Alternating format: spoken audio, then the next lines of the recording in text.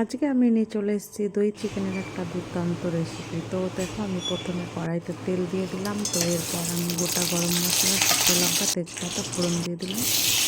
তো এরপর আমি পেঁয়াজ কুচি, ক্যাপসিকাম কুচি আর একটা আলু দিয়ে দিয়েছি।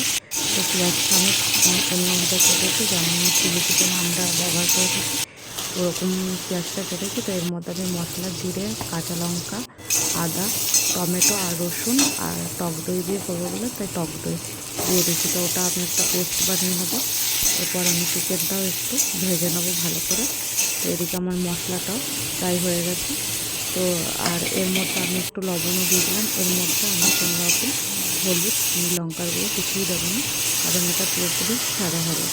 এবার আমি মশলাটা ঢেলে দিলাম। তো এরপর আমি ভালোভাবে এটা একটু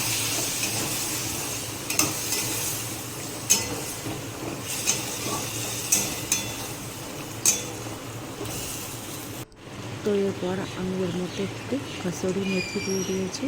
তো এইটা দিলে একটু অন্যরকম খেতে ভালো লাগে, একটু গন্ধটা, বেশ মেথি গন্ধটা খুব ভালো লাগে। তো আমি এবার এটা একটু ভালোভাবে কষিয়ে নেবো আবার।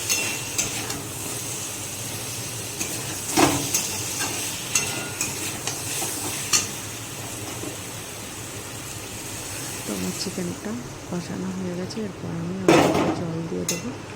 জল দিয়ে আমি কিছুক্ষণের জন্য একটু ঢেকে রেখে দেবো সিদ্ধ হওয়ার জন্য।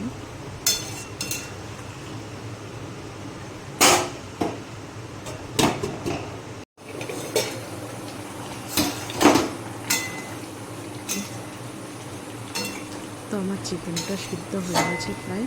তো অনেকটা ঝোল থেকে গেছে। এবার আমি ঝোলটা শুকিয়ে নেবো একটু। আর ওপর দিয়ে আমি একটু সামান্য গরম মশলা দিয়ে দিলাম। তো গরম মশলার গন্ধ আর কস্তুরি মেথির গন্ধ সেই সুন্দর খেতে হয়েছিল, ভীষণই ভালো হয়েছিল। তো তোমাদের যদি এই রেসিপিটা কারো ভালো লাগে অবশ্যই বাড়িতে ট্রাই করবে।